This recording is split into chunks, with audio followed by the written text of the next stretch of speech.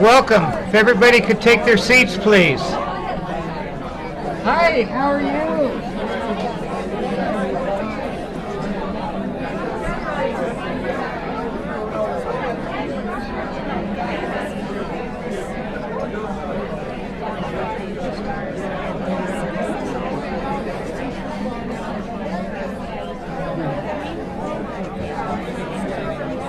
Could I have everybody's attention, please?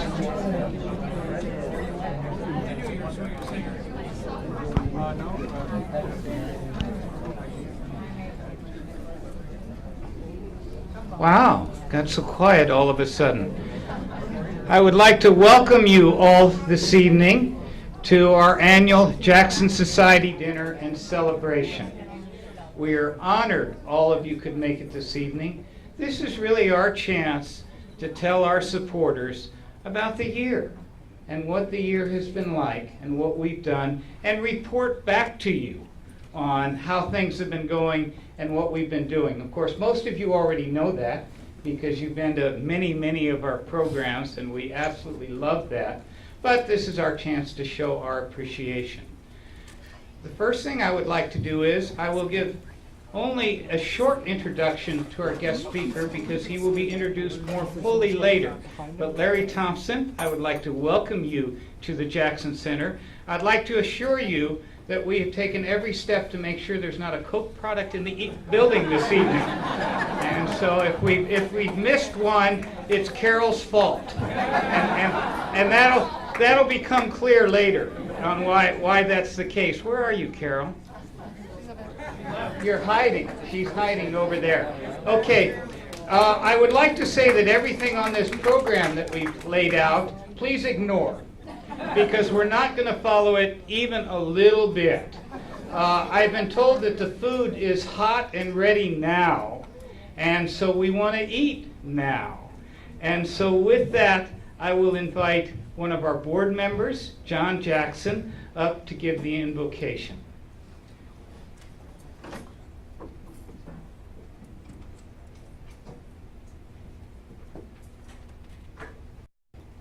Let us pray. Creator of all that is good, we give thanks for Robert H. Jackson, his contributions to his community, his nation, and the world, and the legacy he left. We give thanks for the Robert H. Jackson Center, which is preserving that legacy and presenting it to a world that is not always receptive to the lessons that it embodies. We give thanks for the success thus far of the efforts of the Robert H. Jackson Center, and for all of those who have made these successes possible. We give thanks for this event, the opportunity to come together, the food, the fellowship, and the opportunity to celebrate our relationship with the Jackson Center and with each other. We pray that the center will continue to thrive, recognizing that even as we ask this, we have the opportunity and the obligation to help to make that happen. We ask the blessings upon all present here this evening. Amen.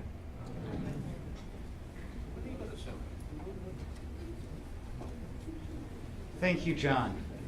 Kathy, raise your hand.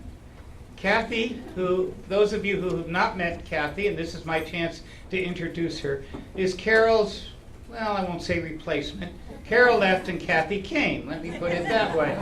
But, and this is starting to lead into why everything's still Carol's fault. But Kathy will certainly guide the different tables through the food line. So please be patient and we'll get everybody fed. Thank you very much.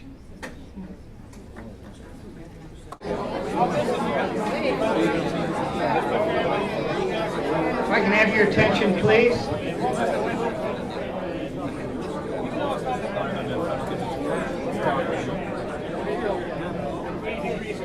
Hello, may I have your attention? Please continue as we start the program. Please continue. Dessert is back there. We have some fruit and things over there yet. And so please feel free to get up and enjoy those as we go through the program. I need to start off. Juanita Jackson found a nickel in the ladies' room. And if anyone can properly claim it and identify it, it's yours. Am I right in your way? But I or- want to tell you that she did promise to donate it to the center if no one claimed it. And so I want you to think about that, please. Anyway, I said that one of the things we like to do at the society dinner is report back to you, our supporters. I think that very few would disagree that this last year has been truly one of the most robust years of the Robert H. Jackson Center. I would like to claim some credit for that because, of course, today is the last day of my first year at the Jackson Center, and I'd like to say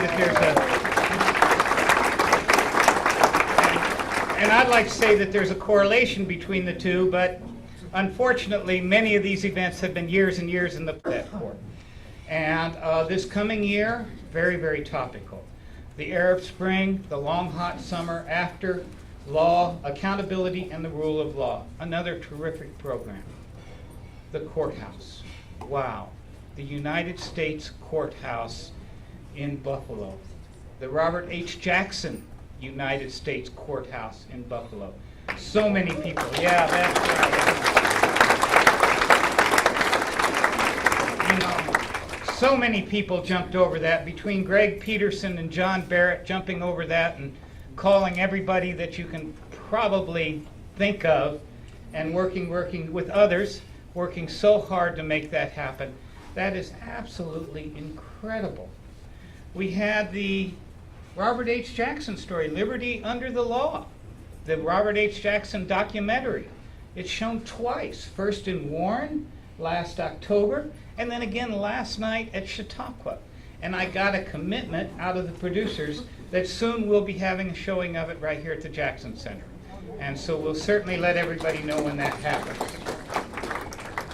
Oh, like I say, I'm just kind of hitting the highlights. Warren, the the Robert H. Jackson birthday celebration in Warren last year. Yeah, I know. But of course, I only brag about that one because I spoke last year at Warren. I thought it was the best birthday celebration ever. But we had that in February. Linda Greenhouse in New York City in April. Wow, former New York Times Supreme Court reporter for how many years, John? 30 years? Wow. I mean, you know, these people don't come to everything, and they don't answer or even respond to all of the invites. But when the Robert H. Jackson Center sends out an invite, we do hear back. And let's see, there's something else. I know I'm forgetting something. What in the world was? Well, it'll come to me. I'll think about it some more. In the meantime, I would like to call up our co-director of our education initiative, and he'll talk just a little bit about our education initiative. This is going places. And Joe will talk a little bit about that, introduce a few people, and of course, give an award. So Joe. Thanks, Jim. My colleague Drew Biter sends his best. He is at the airport traveling back from Rwanda. He was running a teacher's workshop in Rwanda, so doing some really incredible things there. Now we have a number of education initiatives that we're really proud of this year. We have our local award that we'll be giving later tonight, and we have a new national award. We've partnered with the National Council for the Social Studies. We're giving the Jackson Award for the first time at their annual convention in St. Louis. And this will be in front of 2,000 of the top leaders in social studies from across the nation. We've given several workshops in Western New York and around the country. All the workshops had 50 to 100 teachers, and they're excited about Jackson and they're coming back. We're getting a lot of repeat customers. We gave one in Seattle last year, we're going to give one in St. Louis this year, and we're planning a workshop in the fall with John Barrett and Karen Korematsu, the daughter of Fred Korematsu in Buffalo. And we're really excited about our new fellowship program. We have master teachers, 4 master teachers from Western New York who are at the center for 5 days this summer working on lessons, researching Jackson, and they're doing some really fantastic work. And I'd like to call them up right now at this point. And I'm gonna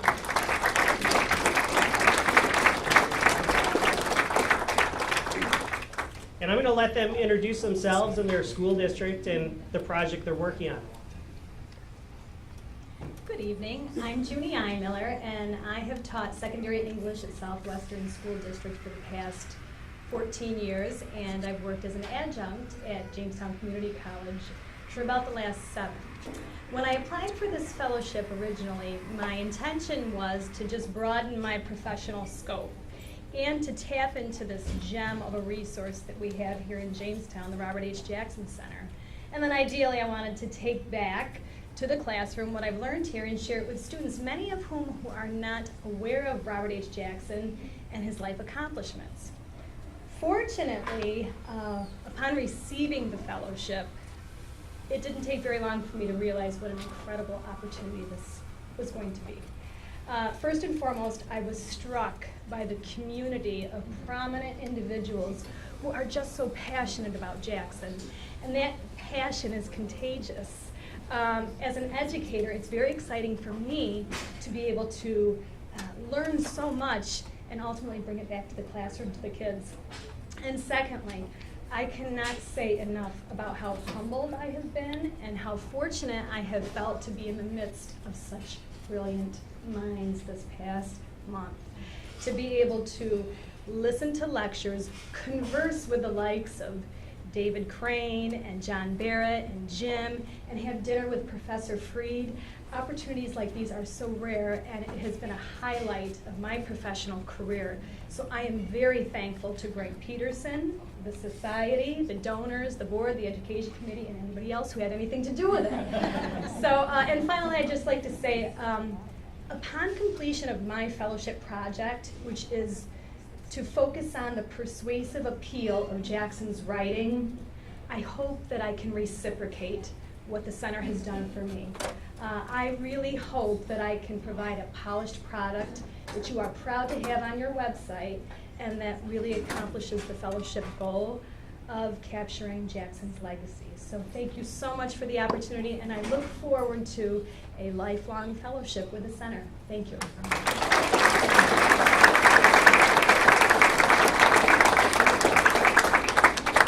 Hi, I'm Lynn Kuchke. I am a special education teacher at Pine Valley High School in South Dayton, New York. My project is focusing on Robert H. Jackson, and it's called Robert H. Jackson and Me, Who is That Man and Who Am I? And what I've done is I've fully integrated the lesson for elementary, middle, and high school students. And I have a contingency where there's videos, there's literature, and we're also working with the writing component. So I think it's excellent that I'm here at the Jackson Center. It is a great opportunity for me to enhance my learning and teaching in areas that I wasn't as familiar with. And I again would like to thank the Jackson Center for this honor and privilege to be able to work with the educational team that I've been placed with.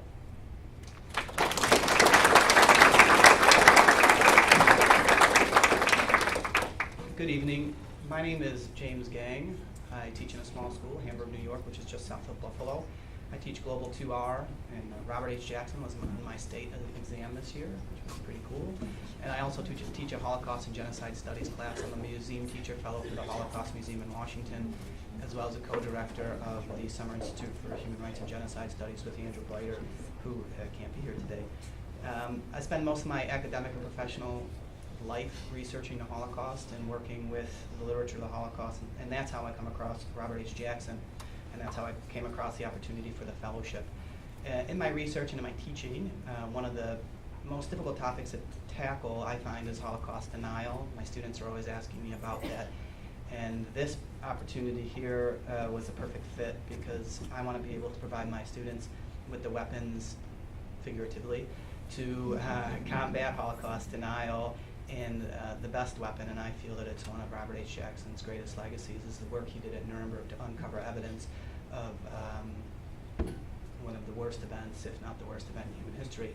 So my project will deal with the evidence that Jackson uncovered during the Nuremberg trial and using that evidence to combat Holocaust denial. So I am also looking forward to a lifelong fellowship here and working beyond my project, creating new projects and working with everybody on the educational team here. And I would also like to thank all of the people in this room, because without you, I certainly would not be here. So thank you very much.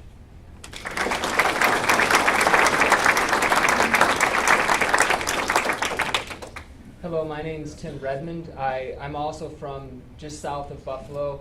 I live in East Aurora, but I teach in a school district about 10 minutes north of Buffalo. It's called Williamsville.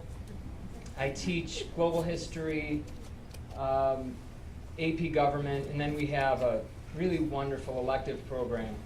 So I teach a class on U.S. history in the 1960s, and then I actually, how I came to become involved with the Jackson Center, I joined the Summer Institute as a teacher, and that's where I met Jim and Drew.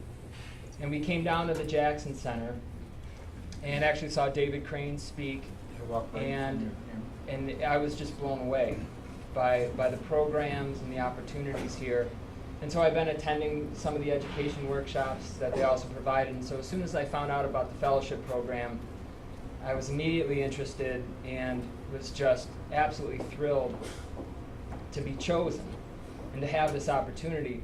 But I honestly have to say this has gone above and beyond my wildest expectations. Just to reiterate what Junie was saying, I mean, the experiences that we have had, the people that we have been able to speak with, has just been incomparable. And so I want to thank you for this wonderful opportunity. And again, I really hope we do make you proud, because we really believe in the center and we believe in the mission. And the project that I'm working on, I'm really fascinated by Jackson's push for international law and international institutions. And so that's what my lesson is focused on, because I think that he was just so ahead of his time, not only for 1945, but even for today. And so I'm going to be putting together a lesson that really gets students to think about the importance of international law and what that can mean for the interactions between different nations. So that's what I'll be working on, and I'm having a wonderful time doing it. And again, I also look forward to a very long and fruitful relationship with the Jackson Center. So thank you so much for this opportunity once again. We are all so grateful. It's been great to work with these incredible educators. It's been great to work with this remarkable institution. And so from the bottom of my heart, thank you for making this possible.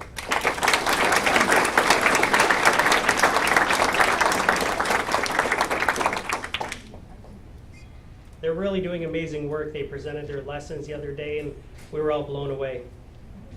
Now it's time to honor a local educator. The Jackson Award was designed to honor a local educator who has made significant effort to teach the concept of justice in creative and inspiring ways. We all know the amazing impact Robert H. Jackson's teachers had on him. And this is a chance for the center to honor some of the teachers in our area who have a similar impact on their students today. This year, we honor a fantastic educator from Dunkirk, New York, Walter Robertson.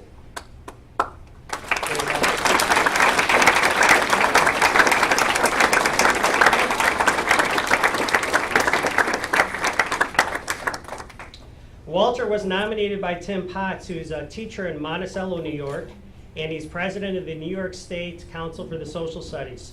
Unfortunately, Tim couldn't make it tonight. He is doing a workshop at Fort Ticonderoga.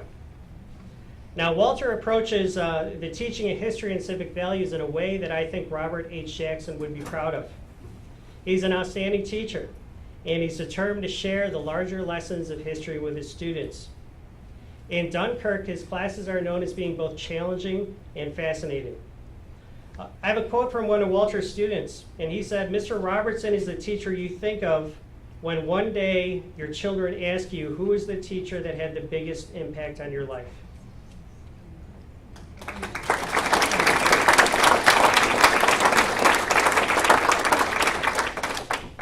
Walter has introduced several innovative programs in the classroom, including a human rights video contest. Last year, one of his students won 3rd place, and that video was shown to 5,000 teachers across the state, and probably hundreds of thousands of students.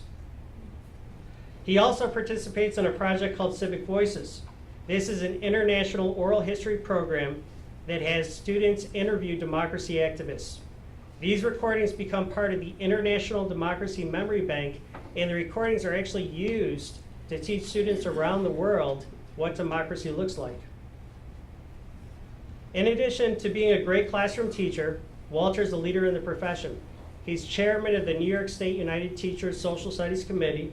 He's worked on a number of curriculums, and he's written curriculums dealing with FDR, RFK, dealing with civil rights, dealing with social justice. Now, Walter has had an impact in Dunkirk, but he also has had an international impact. He traveled to Sicily to work with teachers and, correct me if I'm wrong, on an anti-mafia campaign funded by the State Department. Most recently, he went to Africa to help South African teachers record the stories of apartheid. Out of all the ideas that can be taught in social studies, one could argue that educating our students to value each other as human beings is the most important. And this is how Walter approaches his class. Congratulations, Walter, on this well-deserved award.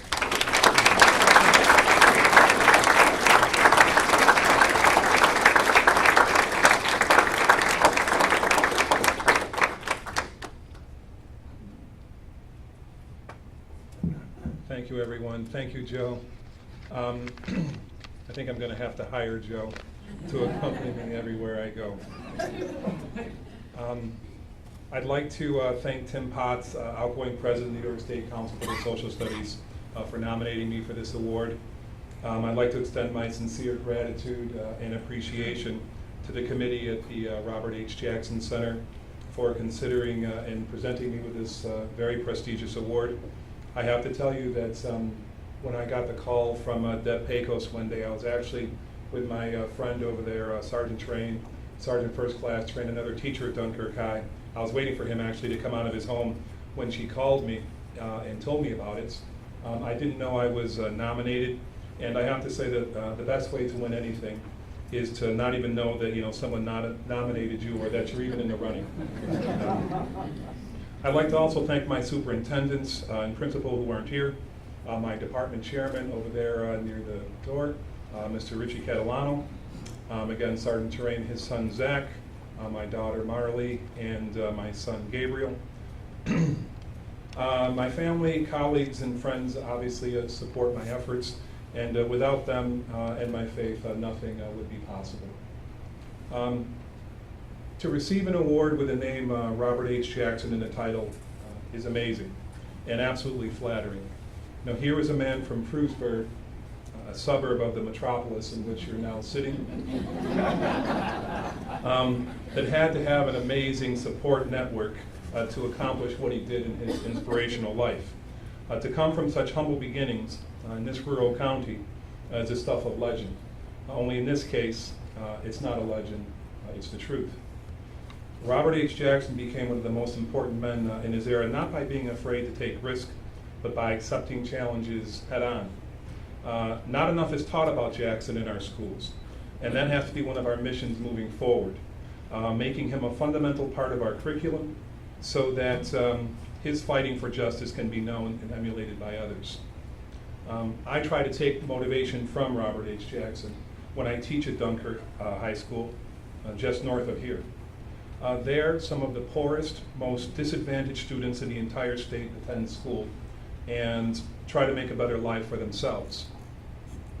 I try to give them the best, my best, on a daily basis, but sometimes I wonder, is that enough? I'm frequently asked when I go to Albany or to Washington for conferences why I don't leave there and teach in a more affluent school district where I can make more money and teach quote unquote easier students. I always answer with a question, where could I do more beneficial work than with Dunkirk students?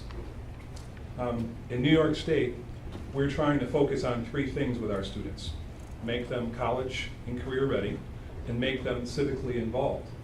In essence, make them good and active citizens. We want them to take an active role whenever they see injustice. We want them, in fact, I'll tell you about one student that I taught a couple of years ago. It's actually the student that Joe mentioned, but this is my early perspective of him. Now, everyone in here that's a teacher had one of those students that drove you crazy. And that was this student when I had him in the 11th grade. In fact, he made me often wish that corporal punishment wasn't outlawed. Then, in 12th grade, I taught a class, and we did a big unit on civics about, student responsibility for taking action when they see injustice. I required all the students in this class to enter the Speak Truth to Power video contest. And this student, that I wanted to put in a headlock in 11th grade, ended up placing 3rd in the state and had one of the most remarkable transformations that I've ever seen any student have. Those types of transformations also occur in students from other countries. As a union activist, I've had the pleasure to work and witness with some amazing efforts overseas. In Sicily, I worked with students that had lost parents to the mafia. And despite those incredible losses and personal danger that they still faced, they're trying to take back their community, establish the rule of law, and lead normal, productive lives. In South Africa, I visited a township called Soweto, where there are many impoverished schools. I trained 25 teachers there in ways to lead their students in finding and recording, the stories of anti-apartheid activists. Their struggle for majority rule and minority rights, of course, with the showcase civil rights events of the late 20th century. So those students in Sicily and South Africa obviously moved me, and anywhere else. Unlike here in the US, where we have rule of law, and generally things go smoothly, those students there in those places that I work with face long odds, many risks and no guarantees. And I ask, how could anyone who witnessed those efforts not feel motivated to go out and work harder for justice? My own family roots, the Robertsons hail from Alabama, and there my family took an unwitting part in the civil rights movements. My father left the Jim Crow South by joining the recently desegregated Army. One of my cousins didn't survive the struggle. In Birmingham, right next door to the Civil Rights Institute, where we've done work, is the 16th Street Baptist Church, and where 4 little girls were killed in the 1963 church bombing. Among the victims was 15-year-old Carol Robertson. Now, sometimes, we all, no matter what we do in life, we start to think, maybe have a little pity on ourselves. Our schedules are too filled, we don't have enough time. For me, when I start to think things like that, I think, how can I possibly compare any of my struggles to those that came before me, to some that I've worked with, in the classroom. So when I need a reminder, I just think of how hard they had it, and it always gives me strength. Those are just some of the examples that inspire me to do my best in the classroom, and about teaching social justice. As you can see here tonight with the 4 fellows, Joseph and this entire committee, this entire room, you're all obviously working towards justice. We have much to do. So I hope that you will continue to support teachers' efforts, as well as the efforts of the Robert A. Jackson Center. I thank you again for this award.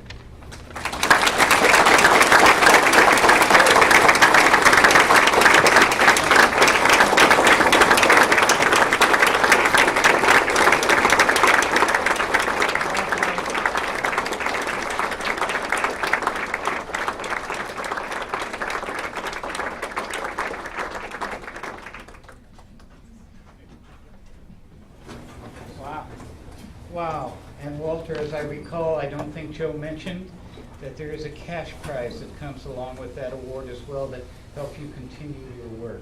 Again, congratulations, Walter.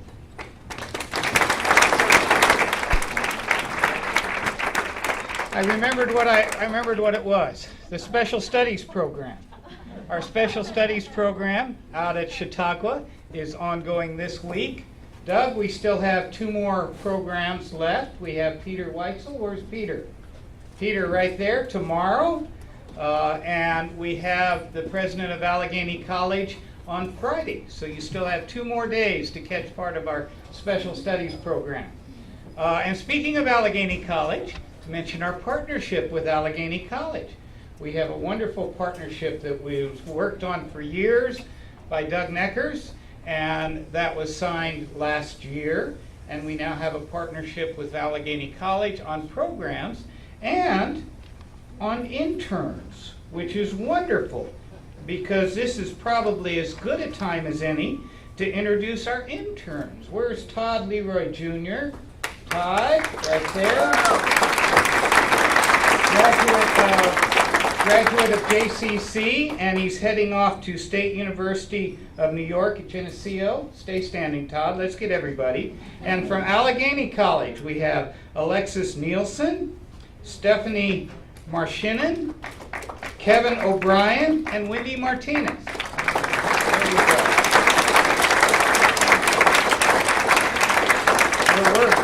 We're working very, very hard this summer, and there's still a lot of summer left, so we're not done with them quite yet.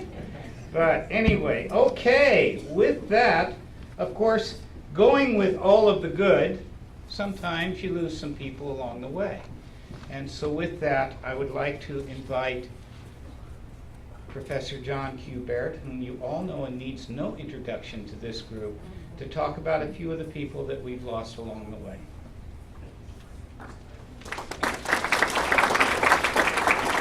Thank you all. We have, on an ad hoc basis, sometimes at the International Humanitarian Law Dialogue, sometimes here at the Jackson Society dinners, noted various passings.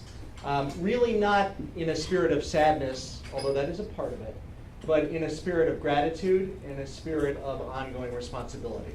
And so I want to talk to you briefly tonight about 9 special people who were in various ways parts of our world and part of the foundation on which we continue to build. The first 4 were not people you met, but in various ways they contributed substantively.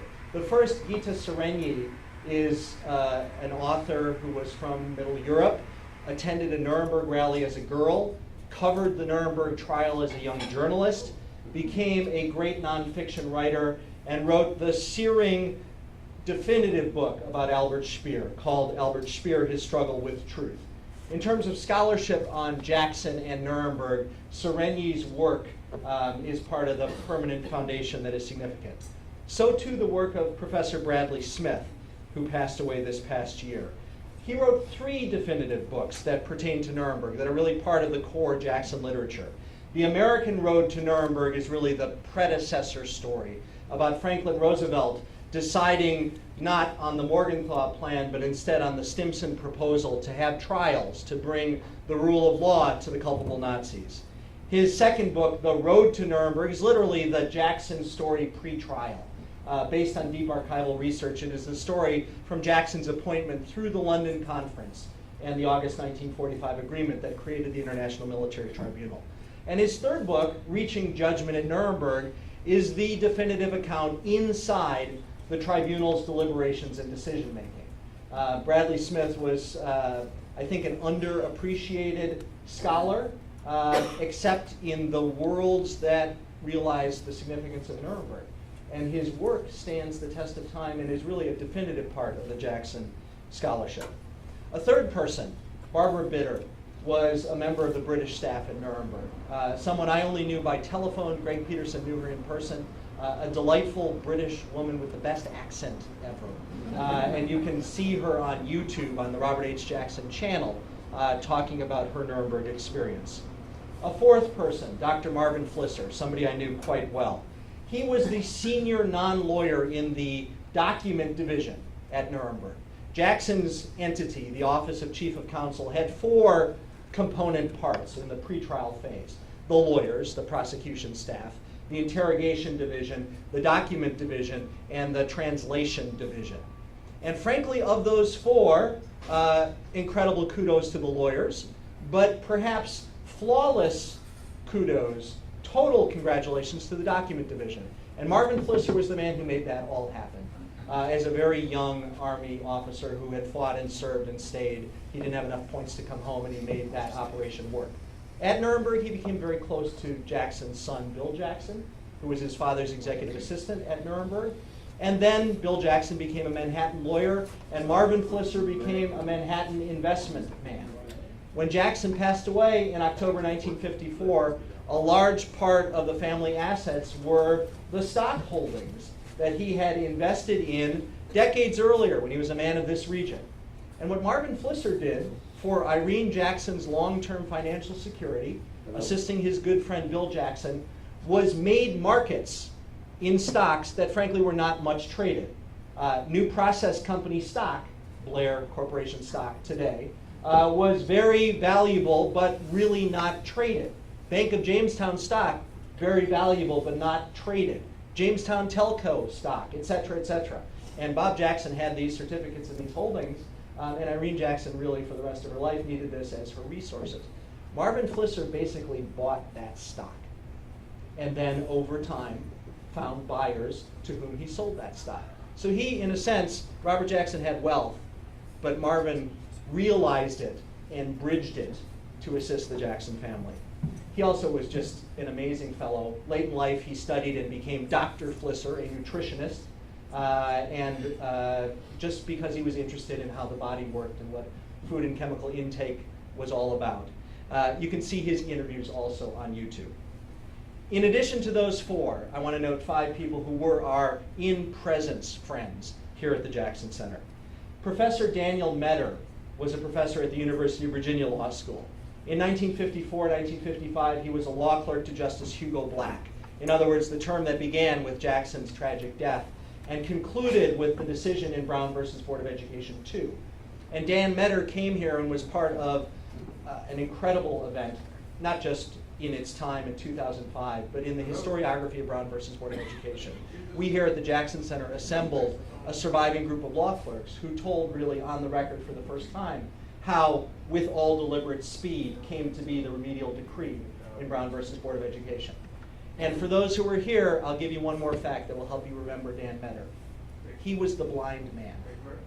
You see, Dan Metter, who had a distinguished legal career, young professor at UVA, young desegregation dean in his native Alabama, then a more senior professor at UVA, an assistant attorney general at the Department of Justice, had a cataract disease and then a medical treatment mishap that left him blind. And you'd never know it. He never missed a beat. He learned to read Braille. He got the technology to read books. He told me once by email, you know my Jackson list, Dan was on it, he got my email. I often wondered, sending email to a blind man. And once when I was talking to Dan, he said, well, I've got a machine that reads the emails just fine. I love to get them. It has an unusual upbringing, my machine. You see, it's a robot that was raised in Sweden. So there's a little Jamestown connection for you. Dan Metter, after a long and productive life, passed away this year. So too, and look around you, Sid Chaffetz, the artist who created these incredible works known as The Perpetrators. Sid was a professor of art at The Ohio State University, and obviously an incredibly talented student of history and creator. And he appeared here, spoke here, and displayed here, and generously donated here these teaching resources. I pulled my daughter off the dessert line, and we did a little Nazi board. She's been subjected to this her whole life in various ways. But she's a fine artist and interested, and we learned and admired the craft of Sid Chaffetz. We also lost Margaret D'Addario this year. Above us in the theater are the photos taken by her husband, Ray. And Ray and Margaret were here together in 2002 and again at one of the International Humanitarian Law Dialogues. Margaret was a refugee from Hungary, through harrowing circumstances survived the war, ended up working as support personnel at Nuremberg, was, as Ray never hesitated to say, drop dead gorgeous, and married him in Nuremberg. And they stayed there working together through the international trial and the American trials. Ray taking his photos, part of the incredible historical record of Nuremberg, and Margaret working in support personnel roles. They then they went to Holyoke, Massachusetts, Ray's hometown, and lived a long life there. Ray running a photo shop, stayed in the photo business, and Margaret being a teammate and a wonderful person for the duration. You can see her on YouTube too. Number 8, Herbert Kaplow. Sadly, Herb left us just a few days ago. And if you were here at the Jackson Society dinner in 2009, you remember Herb at this podium. He was our honored guest on that occasion. Herb Kaplow, although at that time beginning to suffer the decline that was the health, unfortunately, of his last years, made an extraordinary effort, and Dave Crane, our chairman, made an extraordinary effort to bring Herb here in 2009 to talk about Nuremberg. Because Herb Kaplow, who went on to a long and distinguished career as a national TV correspondent, Robert Kaplow, CBS News, Washington, had been a reporter covering the Nuremberg trial for the Armed Forces Network Radio. And that experience in 1945, 1946 was a searing, defining experience for the rest of his life. And the chance to be featured, to talk about it, to connect to the legacy of Robert Jackson here in 2009, not only meant a great deal to us, but through a lovely email that his son sent us to tell us the sad news, meant a great deal to Herb Kaplow. Finally, number 9. This is closest to home. I don't know what else the Jackson Center did this year, but in May I saw Gloria Lasser. And she was a dear, devoted friend of this community, of its institutions, of everybody who really is here, and those of us who have sort of inserted ourselves and pretend to be here. Gloria worked here at the Jackson Center in the best way, of course, the unpaid, devoted, dogged, excessive hours way, when this was particularly a startup and had no choice but to find people like that. She was a docent. She effectively functioned as an executive assistant working closely with Raleigh Kidder. And throughout her life, she was a devoted friend to the Jackson Center, including up through this spring when I last saw her. Of course, we share our condolences with Miles, and we remember Gloria with love. Now, their times, those 9 people, have concluded. They took their turns in very powerful ways. And we remember them, we revere them, we celebrate them, and we succeed them. And so with a sense of joy and a message of responsibility, I can kind of hear them and feel them over my shoulders. And I know part of what they're saying is, it's still your turn.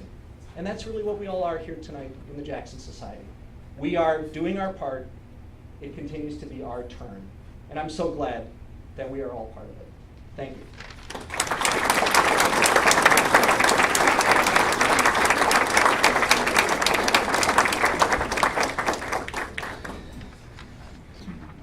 Thank you very much, John. I would like to do just a couple recognitions if I could. I know there's something else I'm forgetting, but I'll think about it. I would like to very quickly recognize our docents. That the Jackson Center survives on its volunteers. And those volunteers come in many, many forms, doing many, many things. From the drivers that answer our call at the dialogues and other events, to the docents that come in every week and help us here at the center. And they're in most instances, they're the face of the Jackson Center, because when visitors come in, it's the docents that they meet, and it's the docents that give the tours and tell about Robert H. Jackson and the center. So again, I'll just ask you to, if you're here, as I call off your name, to stand, and I'd like to give our docents a big hand. We have Ann Cole, Mike Carney, Mike Danielson, Mel Feather, Verna Feather, Linda Harvey, Alex Harvey, Steve Massa, Lou Mazie, Dennis Myers, Jill Palmer, and Linda Swiatek. If you would please stand.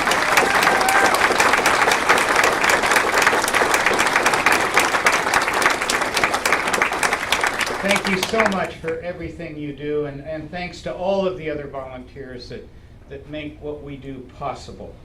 I have special recognition on the program, although I did tell you to ignore the program. Carol, come here, please. You know, Carol, when we came downstairs, Carol was standing beside me, and I said, Carol, I need 2 books. Run up and get them. And away she went. You know, we don't have any more gifts for you, Carol. We've done that. I'm sorry. But I just wanted you to come up before the society. And again, I have nothing more other than our heartfelt thanks for nearly 10 years of service. You all.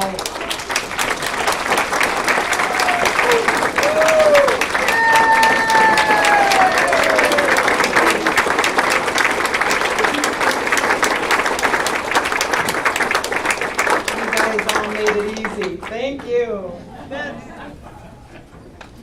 You know, I never get mad, but I do get even. Now, it took me not quite a year to drive Carol away when I arrived. But anyway, so far, let me. I would like to introduce the rest of my staff that's here, because again, without them, they're what make all of this possible. We have Deb Pecos standing back there. Kathy Tucker, who I mentioned earlier. Jen Champ, our archivist, could not be here with us tonight, unfortunately. She had babysitter problems and could not make it.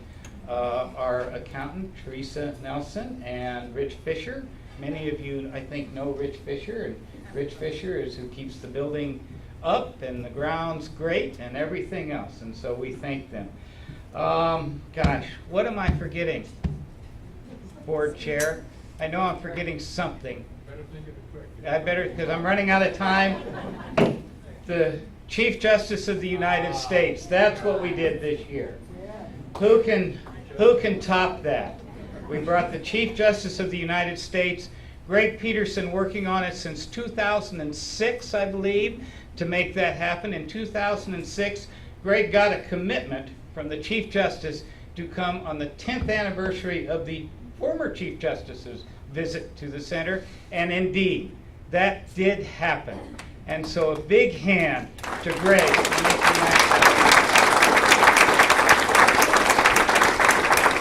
You only have to picture 3,000 people in front of the Jackson Center lining the streets, a corps of volunteers that helped us control them all. And nearly 2,000 of that we know were students, probably more, and that's what it was all about, was getting the students here to see the Chief Justice. Of course, we also, and not quite as well known, we did get to welcome Associate Justice Ruth Bader Ginsburg to the Jackson Center just 3 days ago, this last Sunday. Well, she was visiting Chautauqua. Many of you may have gotten to hear her there. But she indeed did visit here on Sunday afternoon, and I had the honor of giving her a tour of the center. And the next morning, on the Jim Roselli show, the first thing she talked about on the Jim Roselli show was her visit to the Jackson Center, her respect for the man, and complimenting the center on what we're doing. And that is just wonderful. So, with that, we're almost to the main event. Please bear with us for a couple more minutes.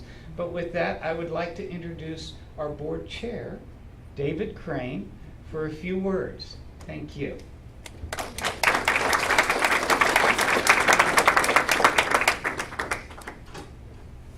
Before I go into the pep talk, I do want to mention, that Joe Carr was the National Social Studies Teacher of the Year of the United States. Let's give Joe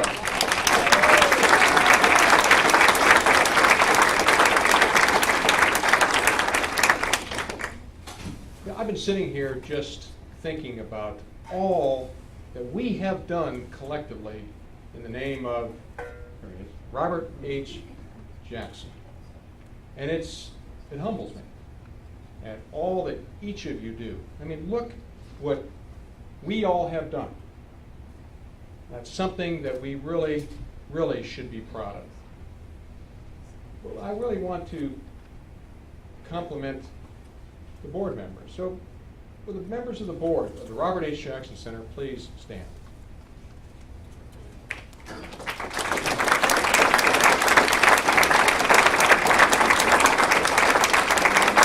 Thank you, ladies and gentlemen.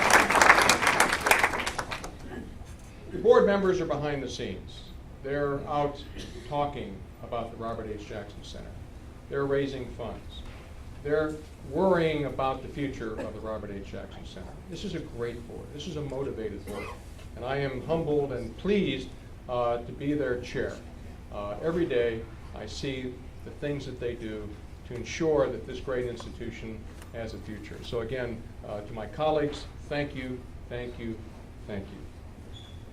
I also want to mention, we do have, for the first time, a permanent professional president, Jim Johnson, a colleague, a friend who I've known for almost 30 years.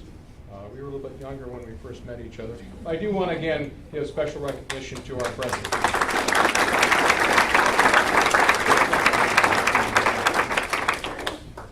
Again, I also want to compliment our staff. They make things happen every day, to include Carol Drake, who was recently retired. And then I want to compliment, we see this. I want to turn it around because I'm chairman of the board, so I think cash. Thank you. Look what you've done. That is awesome. This is great. We need this. And I want to leave you with a question. Why do you contribute to the Robert H. Jackson Center? Not that you have to tell us publicly, but each and every one of you, at any given time, ask yourself, why do I contribute to the Robert H. Jackson Center? So I will leave you with, why do I contribute to the Robert H. Jackson Center and give my time to the Robert H. Jackson Center? I had the privilege and honor of being the second American to be a chief prosecutor at a war crimes tribunal. And it's a humbling thing to, when you're sitting there ready to give your opening statement to the tribunal. Your speech, your opening is on the podium, and the presiding judge looks at you and goes, "Mr. Prosecutor, you're opening." As I walked up to this podium, not this one, but the podium there, I felt the presence of Robert H. Jackson. As I was writing my opening statement, and it took about 3 weeks, I went back and reread some of his comments. Of course, I am not holding myself out to be anything close to that great man. But, one of the things that I found as I was reading, and when you go to the IHL Dialogue, International Humanitarian Law Dialogues, at the end of August, you can talk to my other colleagues, the other chief prosecutors. What do you get from that? You know what I got from that? Righteous fury. When Robert Jackson strides to that podium and stands there, he is representing the destroyed, the disabled, the maimed, the murdered, the mutilated. You are the only person who can tell that story in a court of law. And I understood that righteous fury. Not unethical fury, righteous fury. Someone has to represent those people, be they in Germany, Europe, or West Africa. So that's what I took from Robert H. Jackson, was that ability to seek justice for the oppressed. So that's why I contribute to the Robert H. Jackson Center, because we are the only center that continues the legacy of Robert H. Jackson. In Jamestown, the national lawyer, the Attorney General of the United States, and an Associate Justice of the United States, and an international chief prosecutor. We are the only ones that can continue this legacy. And you are. But we have to continue to do this. So I will leave you with just this one question. Why do you contribute to the Robert H. Jackson Center in Jamestown, New York? And thank you for that support. I expect your support in the future. Frankly, folks, we need your support. So give yourself a hand. Thank you.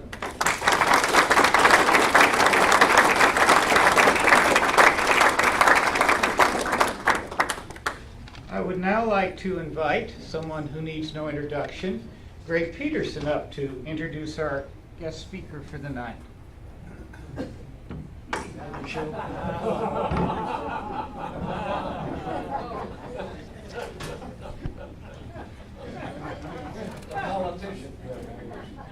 You have that, Joe? Get that, Jay? You got this? Perfect. In fact, I got called out just seconds ago by Steve Massa, and Steve was concerned. He said, you know, did one of these things, and I got called over, and I go, what's the story? And he goes, Greg, I'm looking at the program. Your name isn't mentioned anywhere whatsoever. Steve said, I feel bad. You were the co-founder, you were the president, you're the CEO. And I assured him, Steve, it's okay. It's better to be a has-been than a never was. I am thrilled. I'm also thrilled to announce that as our new president, CEO, Jim, has done an outstanding job. And he mentioned the fact that started in 2006 to get a commitment from Chief Justice Roberts, and that was a big day, no two ways about it. But I must tell you, one had even taken longer than that, which is going to come to a conclusion tonight. In 2004, I had a chance to meet our speaker, the person who was born in Hannibal, Missouri, Mark Twain, and is really an incredible American success story, and a person who has found his way through various high-profile positions, including the Deputy Attorney General of the United States, and there he led the National Security Coordination Council. 2002, President Bush named our special guest to head the Corporate Fraud Task Force. He also served prior to that time U.S. Attorney for Northern District of Georgia and as independent counsel for the Department of Housing and Urban Development Investigation. He was also chaired the Judicial Review Commission on Foreign Asset Control. He was also a partner of King and Spalding with Griffin Bell. He was also Sam Nunn, and Billy Goodell was one of his partners at King and Spalding. He also was involved in Think 9/11, Think 9/12, think of all those situations which occurred shortly after one of the most devastating pieces of our United States history. The number 2 man in the Justice Department behind Attorney General Ashcroft was our special speaker. Think Clarence Thomas. Clarence Thomas, as you know, he went through the hearing, and as a young attorney, this speaker was a special friend and a special counsel with Clarence Thomas at Monsanto, and then thereafter became in the highlight film of that entire hearing. He's also the guy who's currently the Executive Vice President, Government Affairs, General Counsel, and Corporate Secretary for PepsiCo. And for a little known factoid that our speaker mentioned to us, that there are 7 billion people in the world today.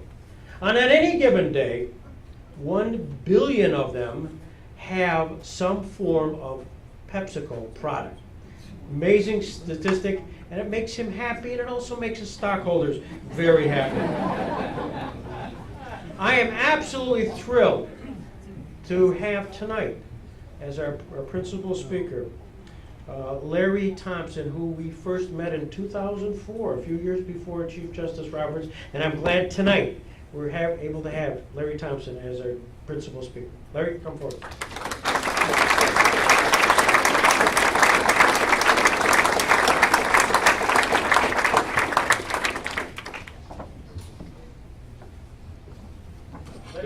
Good evening. Unless you want them up, we You can leave them up, all, yes. Well, then, here, let's balance it then. There you go. Thank you. Greg, thank you for that very nice and kind introduction. Thank you for your friendship, you and Cindy.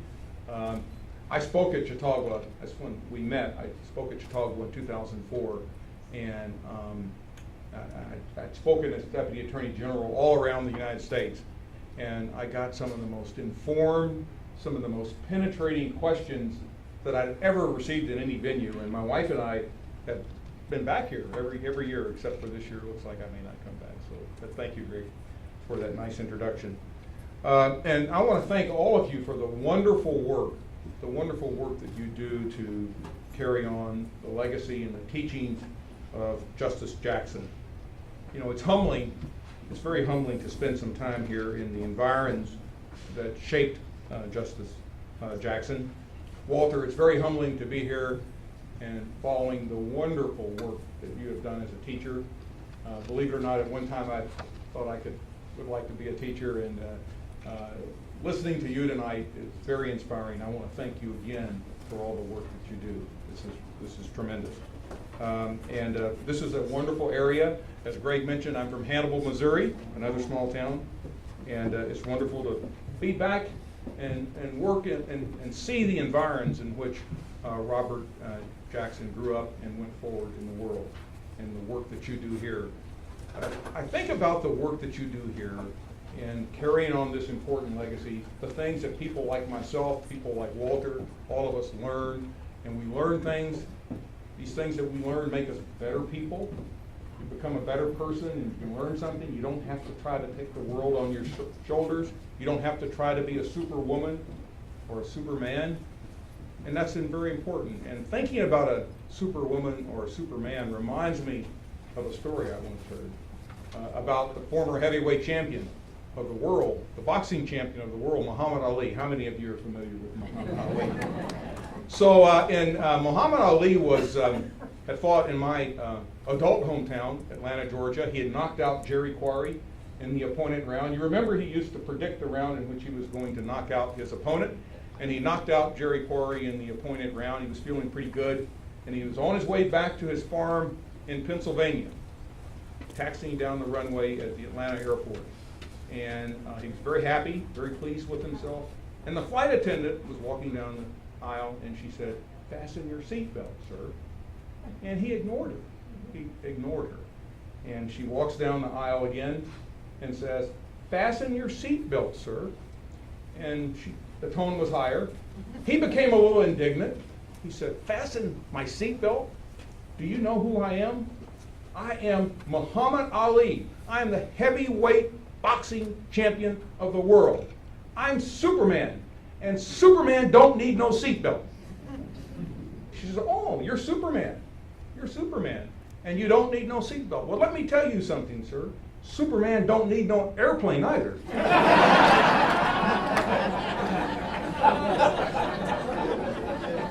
So, we all need to rely on each other, and the kinds of things that you are doing here are very important.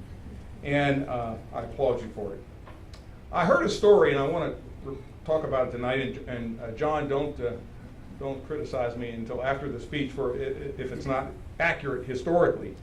But the story I heard, what must have been an amazing thing about Robert Jackson, was that when the Roosevelt administration had been trying to get him to come into the fold, and unsuccessfully, and finally he got offered the job of General Counsel of the Internal Revenue Service, or what was then called the Internal Revenue Service.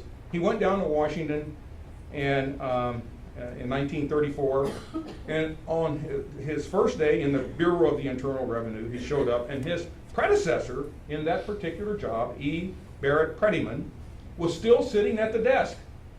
This is what I've heard. And it turned out that no one had bothered to tell Mr. Prettyman that he had been replaced. Jackson had to deliver the news to Prettyman himself. Now, here's the extraordinary thing about what happened there. It was, this has to be one of the most awkward meetings anyone can have.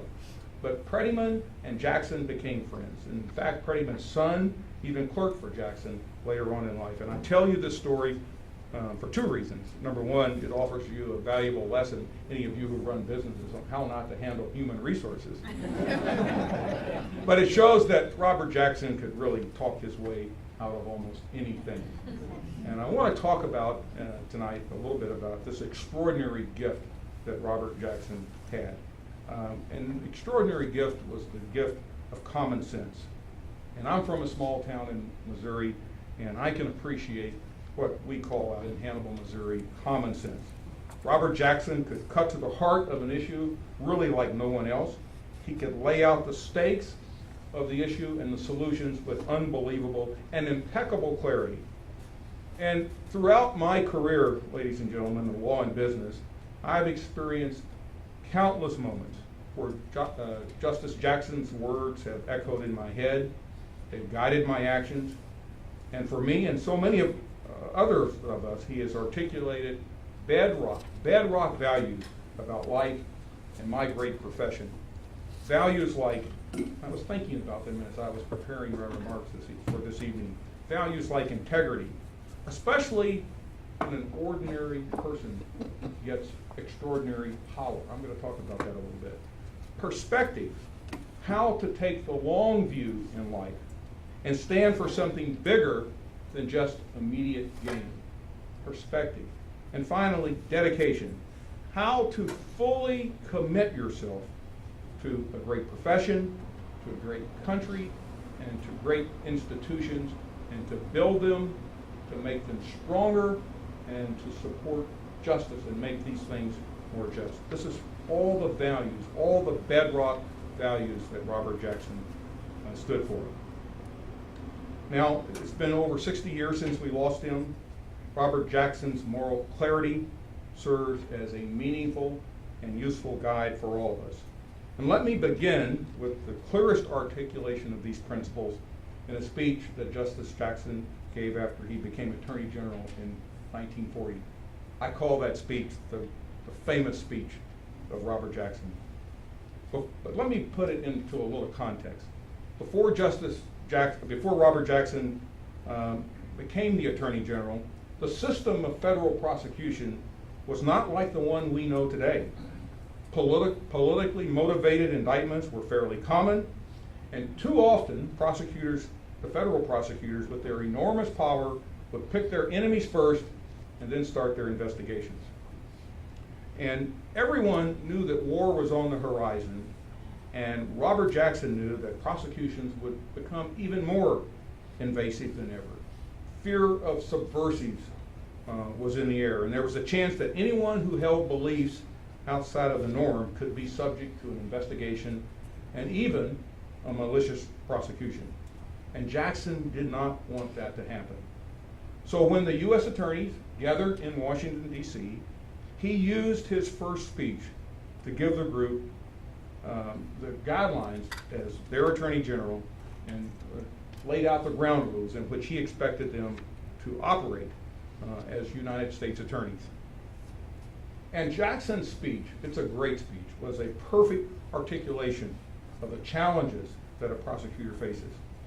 Jackson stated that a good prosecutor should always conduct himself in a dispassionate, reasonable, and just manner. He said that a great prosecutor seeks truth and not victims. He went on to rebuke the kind of prosecutor who only cares about running up convictions without any concern for finding the real truth in the matter.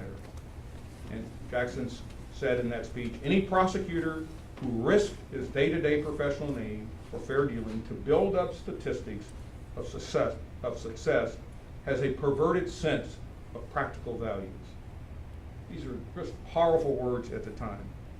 Jackson made it clear to the United States attorneys that his Department of Justice would focus on building and supporting a good justice system, and never would it be fixated on immediate gains. It wasn't about winning cases, he told the prosecutors, at all costs. It was about getting to outcomes that reflected justice. Jackson believed that it was essential for lawyers to take this broader view, and I want to talk a little bit more tonight about the broader view. Without this perspective, our justice system can easily veer into what I would call pettiness, unfounded prosecutions. But with Jackson's perspective, we have come to have the greatest justice system in the world. Now, why has this speech been so important to me? Well, as Greg mentioned in his introduction, I became the United States Attorney for the Northern District of Georgia. I was 36 years old. I had a lot of power. I was the chief federal law enforcement officer in a large judicial district, Atlanta. And I remember reading Jackson's speech. I kept it on my desk. I read it from time to time, and it seemed to me, almost every word spoke to me.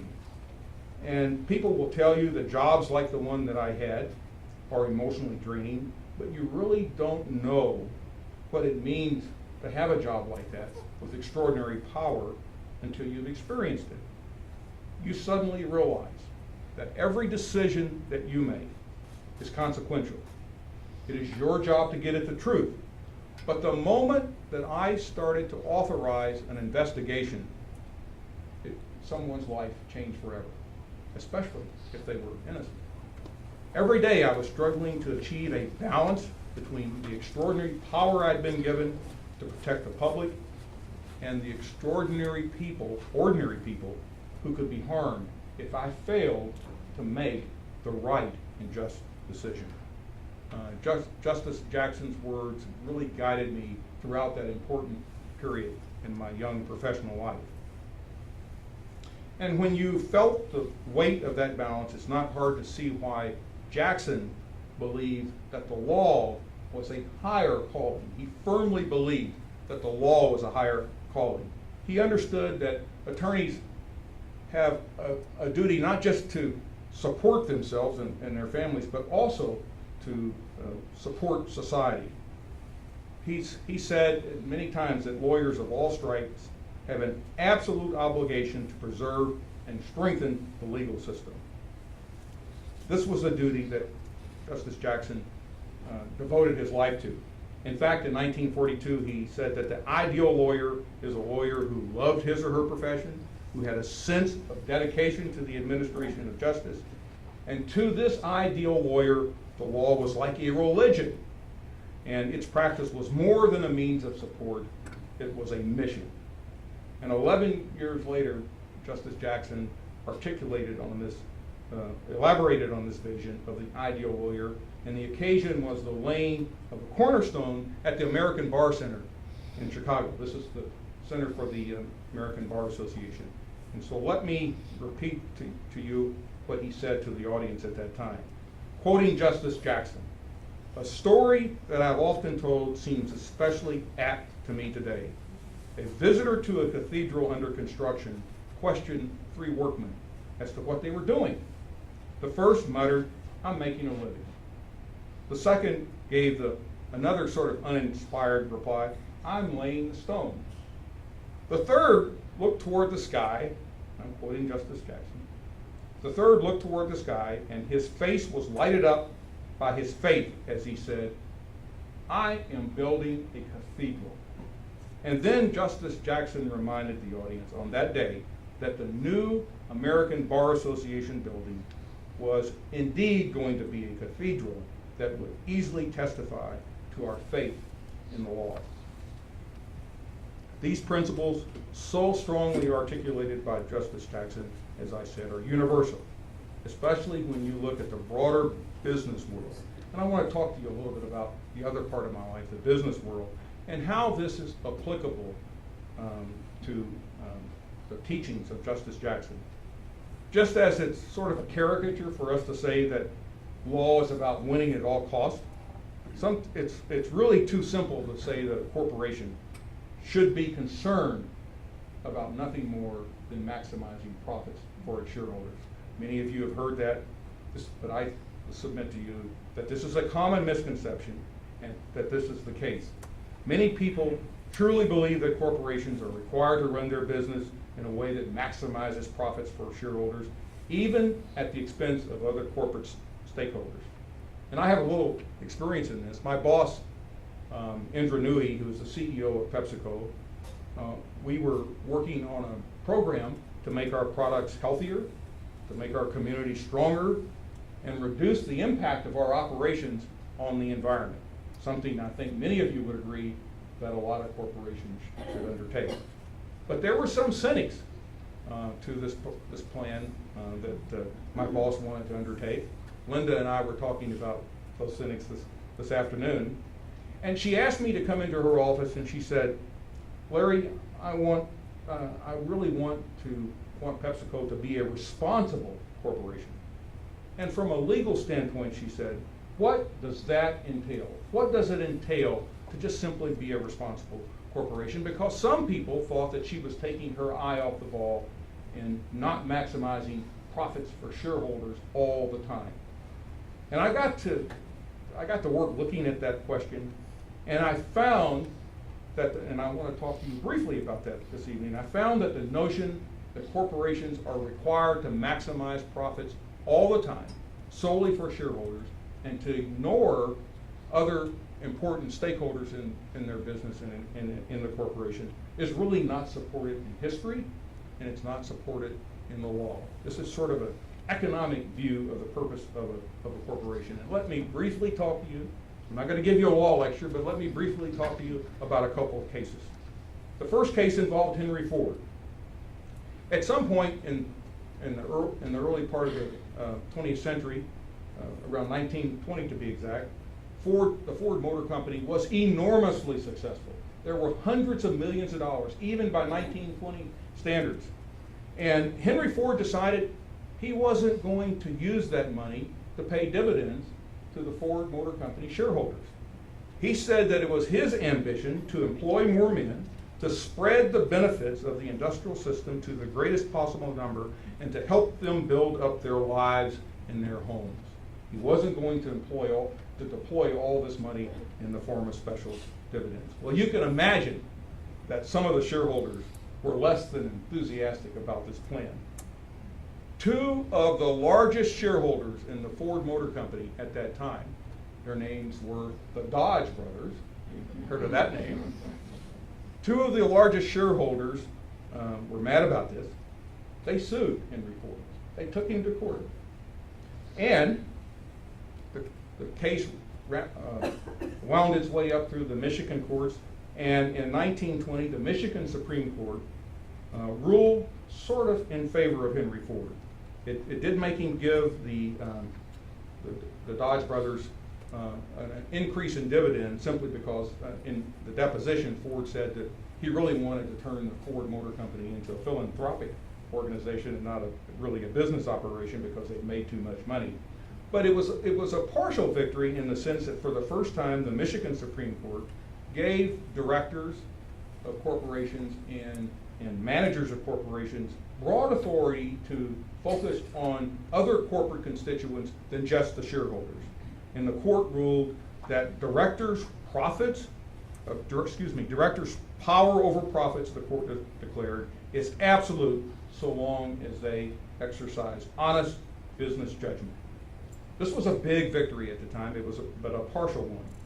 And it was not until later on that a whole series of cases came about that really solidified the notion in corporate law that directors can run the corporation for the broad view and not necessarily always focus on the short term. The sort of the signal case in this area involved the Chicago Cubs. Any of you from Chicago, and you know how hapless the Chicago Cubs have been. Well, in the mid-'60s, the Cubs, they were losing money. No one was going to the games. And some of the stockholders were upset. And they went to Philip Wrigley, who was the owner of the Cubs, and said, you know, Mr. Wrigley, what you really need to do is install lights. Because the Cubs were the only team that didn't have lights. They didn't have night baseball. And they said, if you install lights, we'll make more people will come to the games, and we'll make more money, and we'll get a return on our investment. And Wrigley said, no, I'm not going to do that, because to put lights in the Wrigley Field would have a deleterious effect on the surrounding neighborhoods. It will disturb our neighbors, and I'm not going to do that. Well, guess what? Those shareholders took Wrigley to court and said, you need to make this guy put lights in. We're the only team in Major League Baseball that has daytime baseball. We're not making any money, and you need to make him put these lights in. And the court, surprisingly, ruled in favor of Wrigley. The court said, you know, we don't really know anything about baseball, and Mr. Wrigley wants to balance the interest of the surrounding community with the interest of the baseball team. And the court seized on the following point in deciding how to come out. It said, you know, we're not businessmen, and we're not going to second guess companies' management, and it was beyond our jurisdiction and ability to do so. This case really cemented what we call the business judgment rule, which allows corporate directors and managers to, in the exercise of honest business judgment, as long as they're not self-dealing, to make decisions for the long term, not just for the short term, and to make decisions for other corporate stakeholders, like employees, like customers, plow money back into the R&D department, like the environment. This is the business judgment rule. Now, when you think about this, this makes sense, because what some people would have you believe who articulate the short-term view of corporate profit maximization, what some people would have you believe is that society and corporations are somehow adversaries. That's what the short-term view of profit maximization says. But that's really not true. For example, all businesses, all corporations, a corporation gets from society, John, a set of powerful legal tools: perpetual existence, limited liability, the ability to govern yourself by bylaws of your own choosing. You also get from society, corporations get from society, healthy and educated people, workforce, a healthy and educated workforce.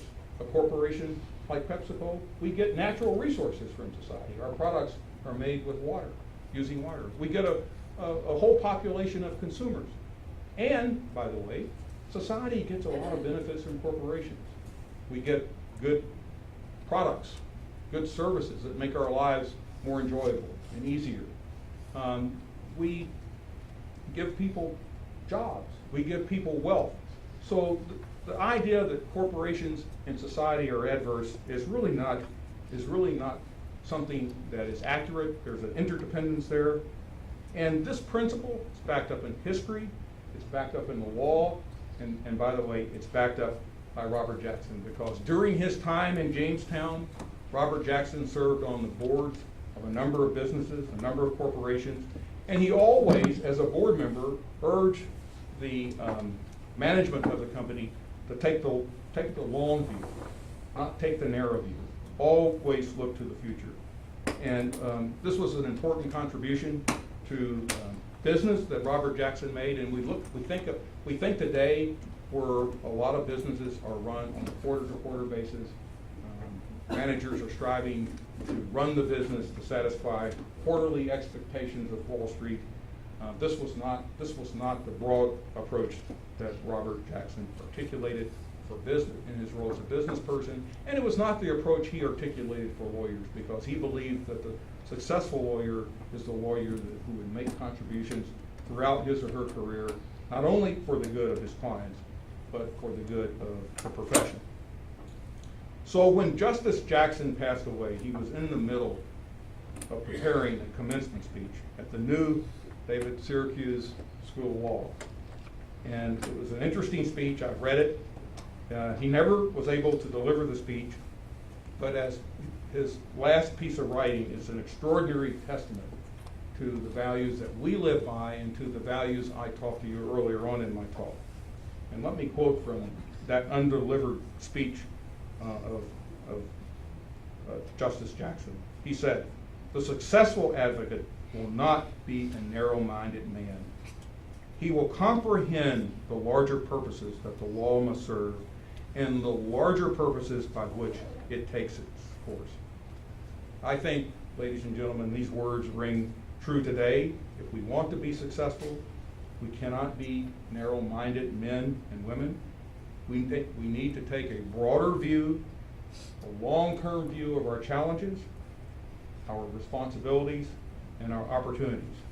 This is true in the legal profession as it is in the business world in which I now operate. This is the legacy of Robert Jackson, and these are his lessons, and these are the lessons I think about almost every day of my professional life, and have thought about almost every day of my professional life. And thank you for supporting this important legacy, and it's been a pleasure to speak to you this evening. Thank you.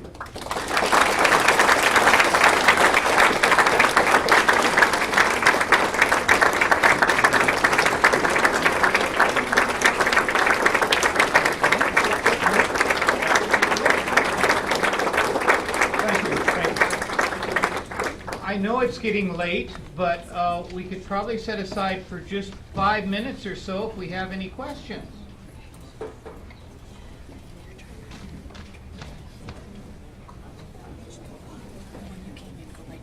How about the Clarence Thomas hearing? Well, that will take longer than 5 minutes, but it was a fascinating experience. It was. Are there any judges in this is something that I learned as a lawyer, because it was clearly an adversary proceeding, judge, but we had no judge, we had no referee, and each side wanted to win, and it was almost winning at all costs. Lots of things that were done that people can now, with the benefit of hindsight, be ashamed of. But I think ultimately many of us took the long view.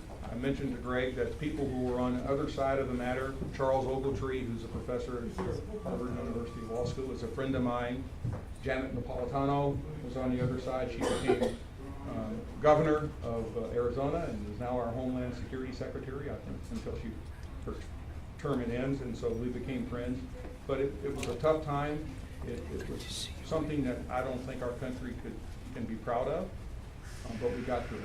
And we certainly needed a judge, so someone to referee. Any other questions? Yes, sir. You've been in the Justice Department and doing business.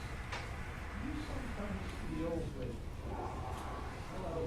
we're now in a moment when people in business are actually making so much money, and they seem to be showing no sense of accountability? I think there's some people who should be in jail. Well, I put some in jail when I was in. Yes, well, certainly, business people, when they do wrong, need to be held accountable.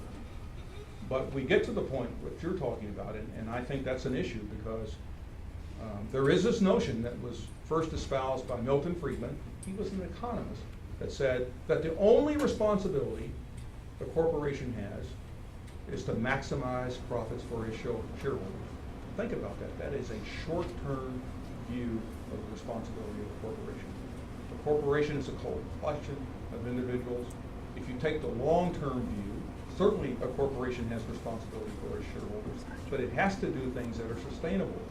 And if you cut your plant and equipment maintenance in the long term, that's going to catch up with you. If you do not treat your employees properly, in the long term, you're not going to be able to get good people to work there. You're not going to be able to cultivate your customers and consumers.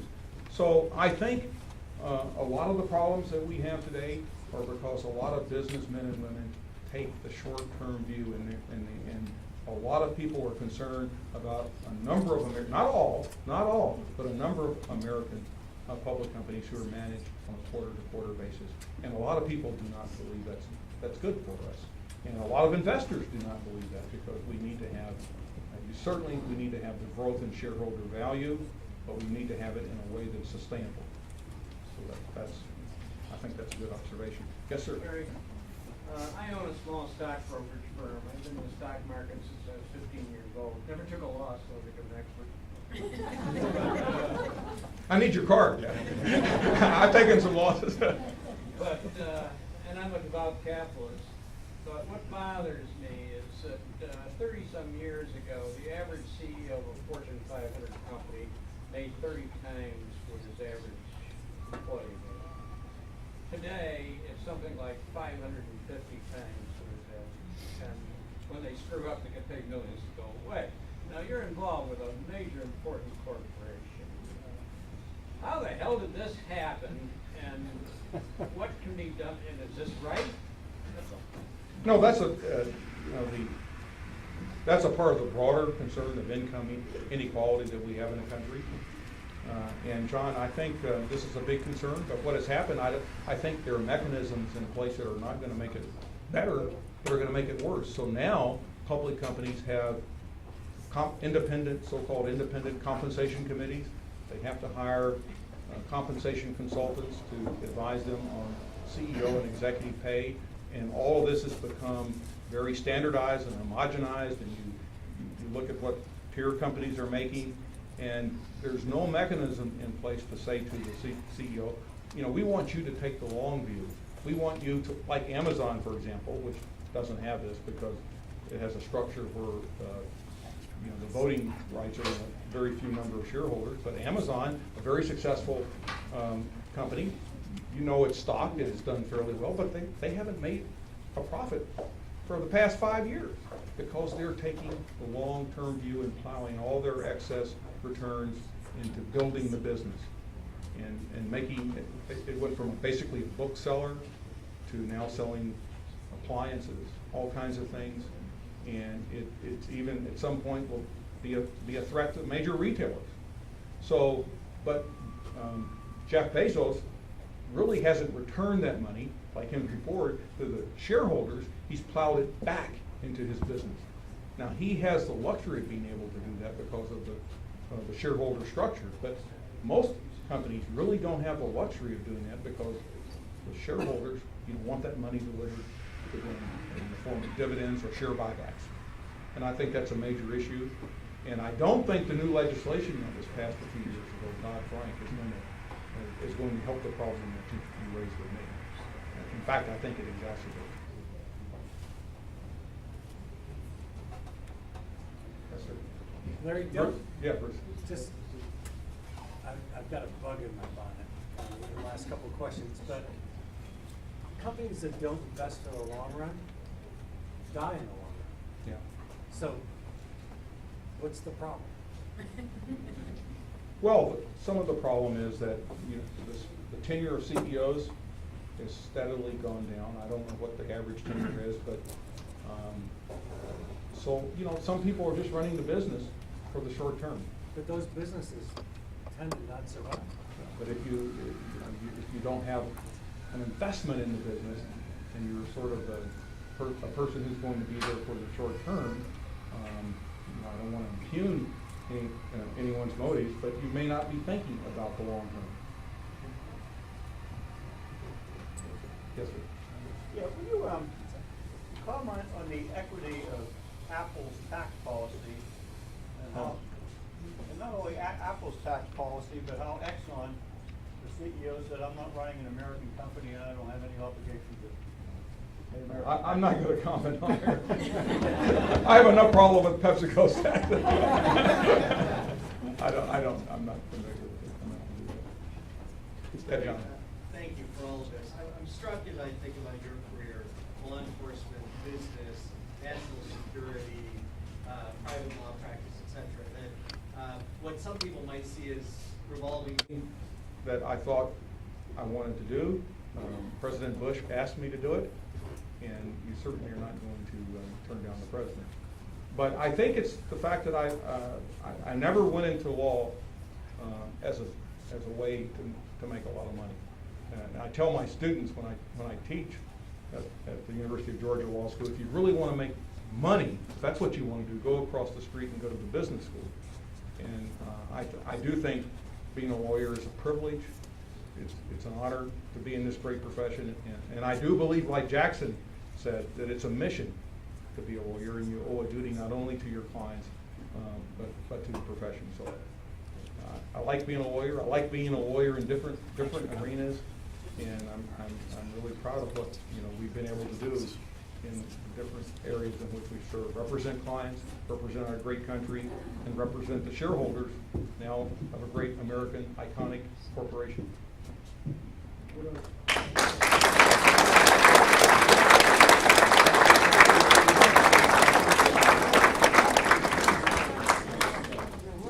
It wouldn't be right if you left the Jackson Center without having an autographed copy of Robert H. Jackson, Yes. New Deal lawyer, Supreme Court Justice, and Nuremberg prosecutor, by Gail Jarrell, and an autographed copy of That Man, an insider's portrait of Franklin D. Roosevelt, a manuscript written by Robert H. Jackson, but not published before he died, found and put together and edited by John Barrett and published. And so we're honored to be able to pass these along, signed by John Barrett. That right there. Now no eBay, okay? So some beach reading, John. Thank you again so much for doing this. Thank you. Well, I want to say First, I'd just like to say thank you to Mariners Pier for catering tonight. A wonderful job. Thank you very much. I would also like to thank Helen Sawyer and Pam Johnson for helping the staff in putting this together tonight. Thank you for no one claiming the nickel. I appreciate that. And thank you all very, very much for coming.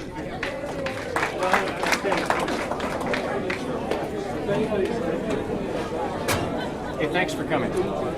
Appreciate your support.